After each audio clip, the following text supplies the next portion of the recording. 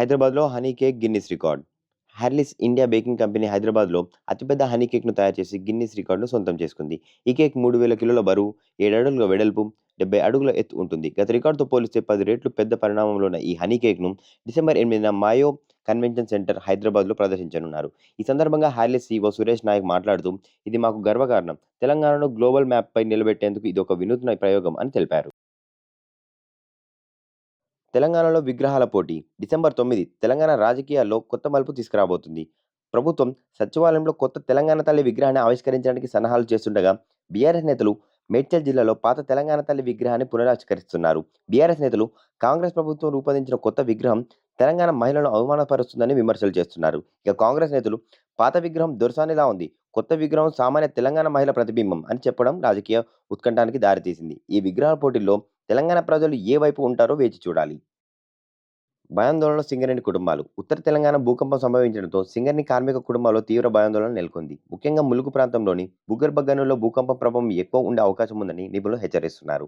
గతంలో ఖాళీ గుళాయిలు స్టోయింగ్ చేయకపోవడం మూలంగా భూగర్భ గనుల్లో ప్రమాదం సంభవించి అనేక మంది కార్మికులు ప్రాణాలు విడిచిన దాఖలాలు కూడా ఉన్నాయి. ఈ నేపథ్యంలో సింగరేణి సరైన జాగ్రత్తలు తీసుకోవడం లేదని కార్మిక సంఘాల నేతలు చెబుతున్నారు. భూగర్భ గనుల్లో బొగ్గు తీసిన తర్వాత ఫిల్లింగ్ చేయడం లేదని అంటున్నారు. కొద్ది తీవ్రతతో భూకంపం వచ్చినా కూడా ఇక్కడ అధిక ప్రభావం ఉంటుందని చెప్తున్నారు. దీనికి ప్రత్యామ్నాయంగా బొగ్గును వెలికి తీసిన ప్రాంతంలో ఇసుక గాని, బూడిద గాని నింపడం వల్ల ఎలాంటి ప్రమాదం ఉండబోదని పలువురు హెచ్చరిస్తున్నారు. ఇది ప్రజాపాలన కాదు, నిర్బంధ పాలన. భరాసా ఎమ్మెల్యే హరీష్ రావు. తెలంగాణ ఎన్నికల ప్రచారంలో సీఎం రేవంత్ రెడ్డి మార్పు తెస్తారని పేర్కొన్న వ్యాఖ్యలపై బీఆర్ఎస్ ఎమ్మెల్యే హరీష్ రావు తీవ్ర వ్యాఖ్యలు చేశారు. నిర్బంధాలు, అక్రమ అరెస్టులు మీరు తెచ్చే మార్పా అని ప్రశ్నించారు. గురువారం రాత్రి హైదరాబాద్ గచ్చిబౌలి పోలీస్ స్టేషన్ నుండి విడుదల చేసిన తర్వాత హరీష్ మీడియాతో మాట్లాడుతూ, రాష్ట్రంలో కేసులు, ఎఫ్ఐఆర్లు పోలీస్ స్టేషన్లో తయారవడం లేదు, అవి గాంధీ భవన్లో తయారవుతాయని పేర్కొన్నారు. రేవంత్ రెడ్డి సర్కార్ శాశ్వతంగా ఉండదని, పోలీసులు కూడా ఈ విషయాన్ని గుర్తుపెట్టుకోవాలని అన్నారు. ప్రతిపక్ష నాయకులను టార్గెట్ చేసి ఇబ్బంది పెట్టడం మార్పు కాదని హరీష్ విమర్శించారు. పుష్ప 2 టీంపై క్రిమినల్ కేసులు, బన్నీతో సహా 12 మందిపై చర్యలు. హైదరాబాద్లోని ఆర్టీసీ క్రాస్ రోడ్స్లో ఉన్న సంజయ్ థియేటర్లో ప్రదర్శించిన పుష్ప 2 బెనిఫిట్ షో సందర్భంగా జరిగిన తొక్కిసలాటలో ఒక మహిళ మృతి చెందగా ఆమె కుమారుడు కూడా మరణించాడు. బన్నీతో సహా 12 మంది పుష్ప టీంపై క్రిమినల్ కేసులు నమోదు చేసినట్టు చిక్కడపల్లి సర్కిల్ ఇన్స్పెక్టర్ వెల్లడించారు. పోలీసులు తమకు ముందస్తు సమాచారం ఇవ్వకుండానే బన్నీ థియేటర్ వద్దకు వచ్చారని, అందుకే క్రౌడ్ పెరిగిపోయి తొక్కిసలాటకు దారితీసిందని పేర్కొంటూ పుష్ప టీంపై క్రిమినల్ కేసులు నమోదు చేశారు. పుష్ప 2 కలెక్షన్స్ హవా, తొలి రోజు 184 కోట్లు. పుష్ప 2 సినిమాపై భారీ అంచనాలు నిజమయ్యాయి.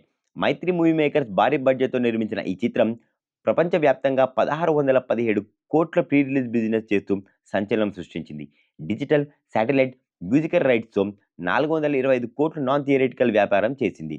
రిలీజ్ రోజే పుష్ప 2 184 కోట్ల గ్రాస్ వసూలు చేస్తూ బాక్సాఫీస్ వద్ద దుమ్మురేపింది. 11,000 స్క్రీన్లలో విడుదలైన ఈ చిత్రం అడ్వాన్స్ బుకింగ్స్, ప్రీమియర్స్ ద్వారా 100 కోట్లు వసూలు చేసినట్లు తెలుస్తుంది.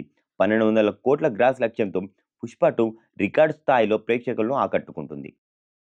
కర్ణాటక సీఎం పదవి, శివకుమార్ సిద్ధరామయ్య మధ్య వివాదం. కర్ణాటక ముఖ్యమంత్రి పదవి విషయం తెరపైకి వచ్చింది. డీకే శివకుమార్ తనదైన శైలిలో అధికార పంపిణీ ఒప్పందం జరిగినట్లు వ్యాఖ్యానించి ఈ విషయాన్ని బహిరంగత చేయలేనన్నాడు. అయితే సిద్ధరామయ్య దీన్ని కొట్టిపారేస్తూ ఆ పార్టీలో ఎలాంటి అధికార ఒప్పందం జరగనట్టు స్పష్టం చేశారు.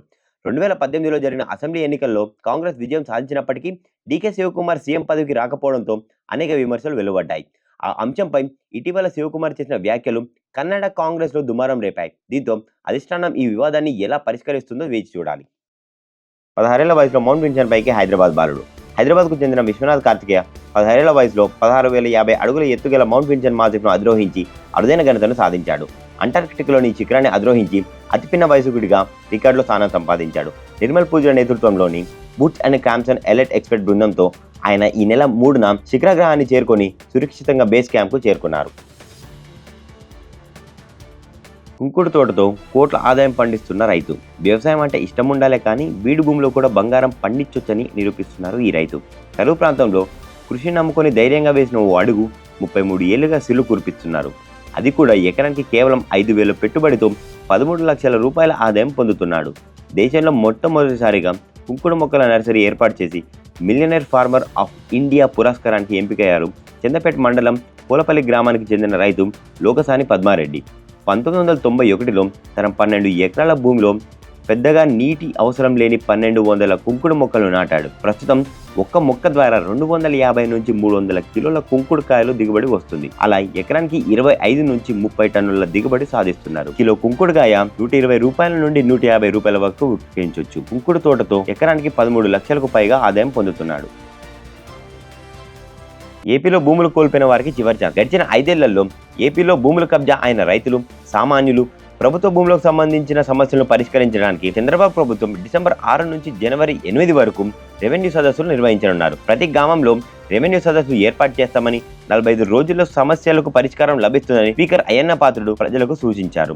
భూములు కబ్జా, రికార్డుల మార్పులపై ప్రజలు అధికారులకు ఫిర్యాదు చేయవచ్చని, 80% భూములు కబ్జా అయినట్టు వెలుగులోకి వచ్చిందని ఆయన అన్నారు. ఈ కార్యక్రమంతో భూములు కోల్పోయిన ప్రజలు తమ భూములను తిరిగి సొంతం చేసుకోవచ్చని తెలిపారు.